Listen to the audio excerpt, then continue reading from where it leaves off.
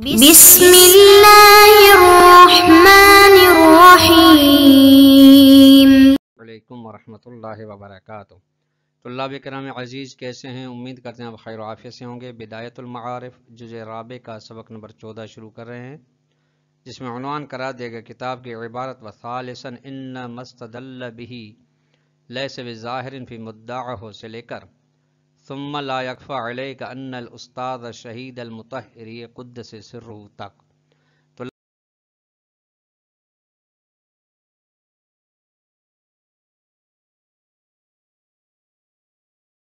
10 میں جو نکات بیان ہوں گے وہ یہ ہیں: نمبر 1، علامہ مجلسی کی بات پر تیسرے اشکال کی وضاحت کی جائے گی۔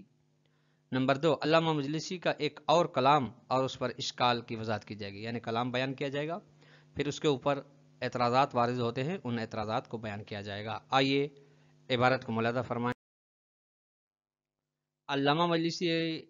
کے کلام پر تیسرا اشکال، کلام یہ تھا کہ ہدایت و توفیق کو مدخلیت ہے افعال بعد میں۔ ان مستدل به، وہ دلیل جس کے ذریعے سے استدلال کیا ہے علامہ مجلسی نے، لیس بظاہر فی مدعہ، علامہ مجلسی کے مدعا میں وہ دلیل ظہور نہیں رکھتی،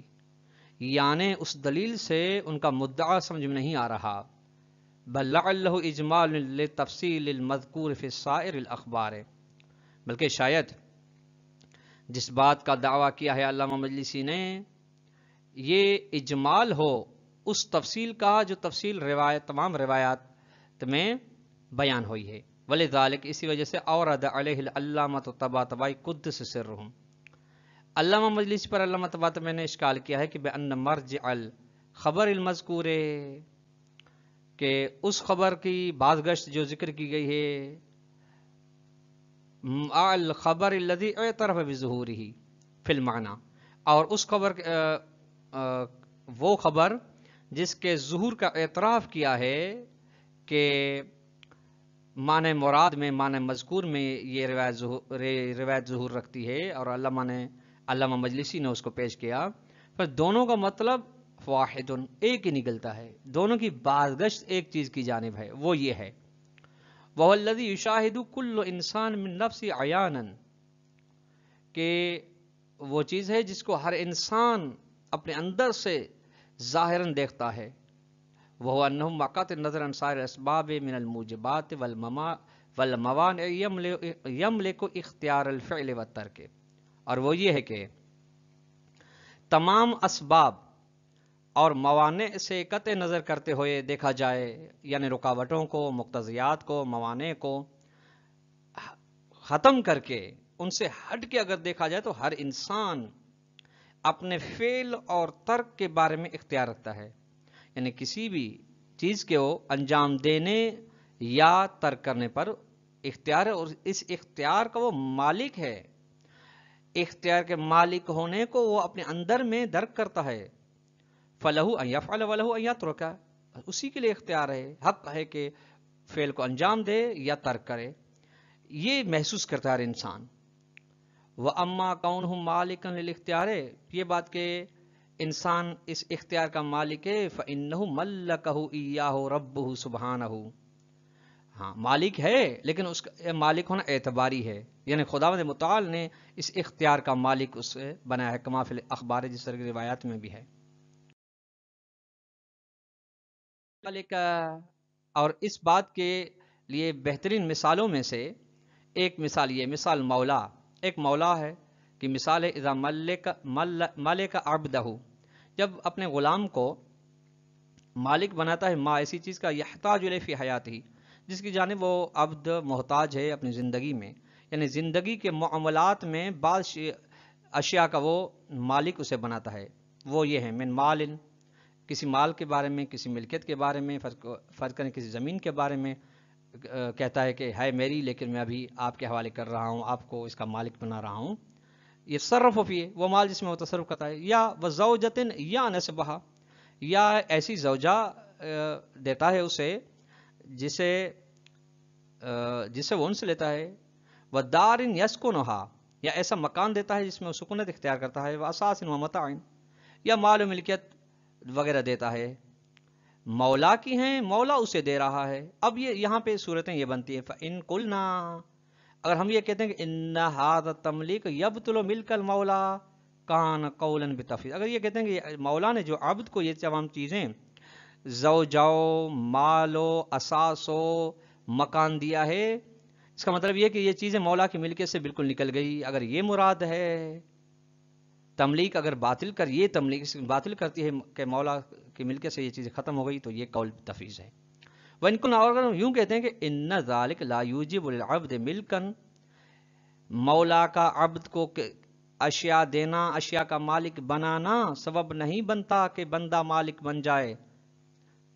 والمولا باقٍ علی مالکیتہ کما کان، اور مولا سابق طرح حسب سابق اپنے مالک ہونے پر باقی ہے، اس کے مالک ہونے میں ذرہ برابر بھی فرق نہیں پڑتا. کان قولا بالجبر، تو یہ جبر ہے. وَإِن قُلْنَا، اور اگر کہتے ہیں ان العبد یملک بذالک، عبد مالک ہے ان اشیاء کا، والمولا مالک لجمیع ما یملک فی عین ملکہ،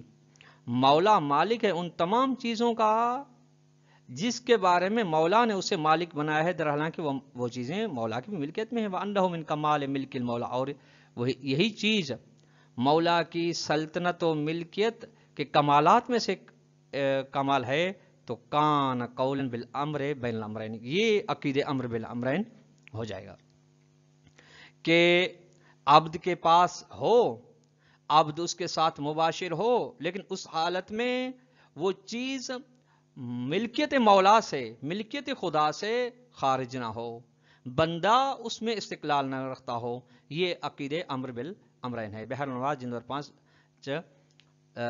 صفحہ نمبر 83 کے ذیل میں. ولا یکفی ان ظاہر البحار حقا عن وعظ، صاحب بہار یعنی علامہ مجلسی جو کہ مؤلف ہیں بہار الانوار کے، وہ کہتے ہیں کہ جس طرح حکایت انہوں نے بعض سے کی ہے کہ انہ ذهب الى ان المراد من الامر بین الامرین ہوا ان الاسباب القریبۃ للفعل یرجع الى قدرت العبد، کہ مراد امر بالامرین سے یہ ہے کہ فعل کے جو اسباب قریبہ ہیں، یعنی اس کے فعل کے ساتھ نزدیک متصل ہیں، ان کی بازگشت ہوتی ہے کہ عبد قدرت رکھتا ہے اس کے بارے میں. والاسباب بل اسباب البعیدۃ کالآلات والاسباب والاعضاء والجوارح والقوہ الی قدرت رب تعالی، اور اسباب بعیدہ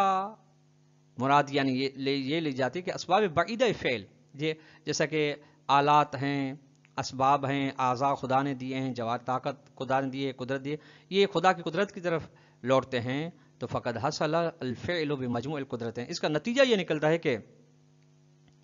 ایک فعل حاصل ہو گیا ہے دو قدرتوں کے مجموعے سے، یعنی دو قدرتیں ملی ہیں، مرکب ہوئی ہیں، ایک فعل وجود میں آیا ہے. بہار الانوار جلد نمبر 5 صفحہ نمبر 84 جو کہ نقل ہے بعض سے. یہ علامہ کی بات جو اس نے حکایت کی ہے کہ بعض یوں کہہ رہے ہیں. وفیہ اولا، اور اس حکایت علامہ مجلسی میں اشکال ہے. اولا کہ انہ غیر واضح المراد، پہلی اشکال یہ کہ مراد واضح نہیں کہ کیا کہنا چاہتے ہیں، کیا مراد ہے ان کی کہ اسباب قریبہ کا تعلق عبد کی قدرت کے ساتھ ہے اور اسباب بعیدہ کا تعلق قدرت رب کے ساتھ تعلق، کیا مراد ہے. فإن الآلات والاسباب والاعضاء والجوارح والقوا اذا رجت الى قدرت رب المتعالی، جب تمام وسائل و اسباب و اعضاء و جوارح و طاقتوں قدرتوں کی بازگشت خدا کی قدرت کی جانب ہوتی ہے، تو فأی شیء یبقی، تو پھر کون سی چیز باقی رہتی ہے، حتیٰ یرجع الی قدرت العبد، تاکہ اس چیز کی بازگشت ہو خود بندے کی قدرت کی جانب، کہا جائے کہ اس پہ بندے کی قدرت ہے. کوئی چیز نہیں رہتی. اللہم الا یرید، مگر یہ کہ ان یرید، یہ ارادہ رکھے، ان یرید ارادہ کرے کہ من اسباب القریبۃ ارادۃ الفاعل، اگر اسباب قریبہ سے مراد ارادہ فاعل ہے تو ہاں پھر ممکن ہے، یہ ہو سکتا ہے. ھذا مضافن، اس کے علاوہ یہ بھی اشکال الا ما فی جعل الاعضاء والجوارح القوا من الاسباب البعیدۃ، یہ کہ اعضاء کو اسباب بعیدہ میں سے قرار دینا، یعنی اسباب غیر مباشر میں سے قرار دینا، جوارح کو، قوت کو اسباب بعیدہ میں، یہ محل اشکال ہے. یہ عبد کے وجود سے جہاں سے فعل سرزد ہو رہا ہے اس سے تو بعید دور نہیں ہے. پھر جب دور نہیں ہے، عبد کے ساتھ متصل ہے، عبد کے فعل کے ساتھ متصل ہیں، تو ان کا اسباب بعیدہ نام رکھنا ہے قابل اشکال ہے. وثانیا، دوسرا اشکال، ان التفویض بهذا المعنى عین ما ورد نصوص ولا خلافی، اس معنی میں جو تفویض بیان کی گئی ہے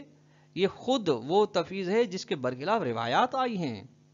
یعنی روایات اس تفویض کو بیان نہیں کر رہی۔ فإن حاصلہ، اس کا خلاصہ یہ کہ ان العبد یکون بملاحظۃ الاسباب القریبۃ مستقلا، اس تفویض کے معنی کا خلاصہ یہ نکلتا ہے کہ عبد کہ اگر اسباب قریبہ کو دیکھا جائے گا تو عبد مستقل ہے، وَإِذَا كَانَ مُسْتَقِلًا يَسِيرُ شَرِيكًا مع اللہ ہے، اور اگر عبد کسی بھی مرحلے میں، وجود میں، آثار میں، فاعلیت میں، تاثیر میں مستقل ہو کسی مرحلے میں، تو یہ گویا کہ شریک ہے خدا کے ساتھ۔ مع انک عرفت قول مولانا امیر المومنین علیہ السلام، جبکہ آپ جان کے مولا علیہ السلام نے فرمایا وَإِن زَعَمْتَ أَنَّكَ مَعَ اللَّهِ تَسْتَطِيعُ، اگر تو گمان یہ رکھتا ہے کہ خدا کے ساتھ قدرت رکھتا ہے تو فقط زعمت انک شریک معه فی ملکہ، گویا کہ تو نے یہ گمان کر لیا ہے کہ خدا کے ساتھ تو شریک ہے اس کی بادشاہی میں، حالانکہ یہ کفر ہے۔ هذا تفسیر یرجع الی الجمع بین الجبر والتفویض فی الافعال، یہ جو تفسیر کی گئی ہے اس کی بازگشت ہوتی ہے کہ عقیدے جبر و تفویض کو افعال انسانی کے اندر اس کو اکٹھے کیا جائے، یعنی ان دونوں کا مجموعہ، ان کا یعنی کچھ جبر سے کچھ تفویض سے نتیجہ نکالا جائے۔ یہ اس کی بے خلاف اسباب فی القرب والبعد،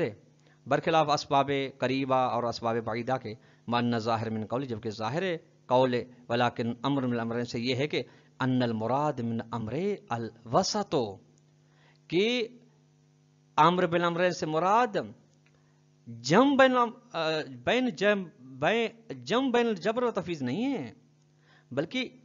نہ جبر ہے نہ تفویض ہے، بلکہ ان کے علاوہ ایک اور درمیانی راستہ ہے، وہ امر آخر، ایک اور چیز ہے، وراءہما، ان کے علاوہ، لا مجموعہما، ان کے مجموعے کا نام نہیں ہے، ان کے مرکب ہونے کا نام نہیں ہے۔ ومما ذکر یظہر الجواب ایضا عن تفسیر آخر، اور ان باتوں میں سے جو ذکر کی نیز جواب ظاہر ہوتا ہے ایک اور تفسیر کے بارے میں بھی، وہ ہوا تفسیر آخر وہی ہے ان المراد من قول امر بالامرین، اس سے مراد، اس قول سے مراد ہوئے کہ ہوا کون بعض الاشیاء باختیار العباد، کہ بعض اشیاء بندے کے اختیار میں ہیں، وہی الافعال تکلیفیہ، تو وہ افعال جو افعال تکلیفی ہیں، یعنی جن کے ساتھ احکام تکلیفی تعلق پیدا کرتے ہیں، وَقَوْنُ بَعْضَ بغیر اختیار، اور بعض افعال ہیں جن میں بندہ اختیار نہیں رکھتا، صحت ہے، اگر صحت کے بارے میں اختیار نہیں، صحت چھن جاتی ہے اس کا اختیار ہی نہ چاہتے بھی چلی جاتی ہے، بیدار ہونا و ذکر یاد ہونا، نسیان بھول جانا، اس طریقے سے بہرحال جتنا 5 صفحہ نمبر 84 سے نقل ہے۔ وفی اس میں بھی، اس بات میں بھی اشکال ہے، ان مرجع هذا الجواب الى التفویض، اس جواب کی بازگشت تفویض کی جانب ہوتی ہے، کہ تفویض ہے بندے کو بنسبت الى افعال تکلیفیت، افعال تکلیف کی بنسبت، یعنی بعض افعال کی بنسبت جو کہ افعال تکلیفیہ ان میں بندہ تفویض رکھتا ہے۔ فناراد بہذا الجمع بین الجبر و تفویض، اگر ارادہ اس کا یہ ہے کہ اس سے مراد یہ ہے کہ تفویض و جبر کے درمیان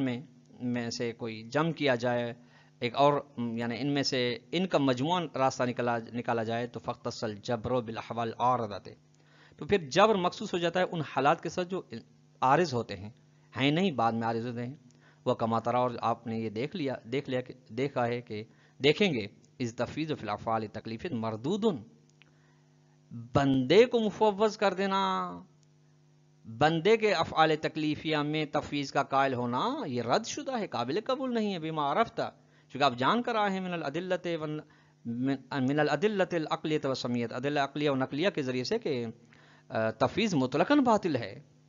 ھذا مضاف، اس کے علاوہ یہ کہ لا خروج الاحوال عارضۃ محل النزاع، وہ حالات جو انسان پر عارض ہوں وہ ہمارے محل بحث سے خارج ہیں، محل بحث سے، جبر و تفویض و امر بالامرین سے، علی انک عرفت ان المراد من قول،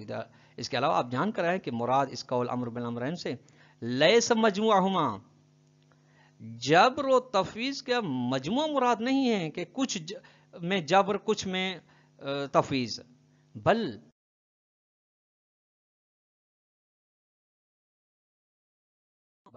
امر بالامرین سے مراد تیسرا راستہ ہے، نہ کہ ان دو راستوں میں سے پھر مرکب ہونا، بس فکل حمل یؤول الی الجمع بینہما مردود، بس جو بھی تعویل جو بھی حمل جس کی بادگشت اس جانب ہوتی ہے کہ جبر و تفویض کو جمع کیا جائے، ان کا نچوڑ نکالا جائے، ان میں سے کوئی ترکیبی حالت نکالی جائے، یہ ہر قسم کے حمل و تعویل باطل ہے، بالکل اس میں کسی بھی قسم کا شک و شبہ نہیں ہے۔ والسلام علیکم ورحمۃ اللہ وبرکاتہ۔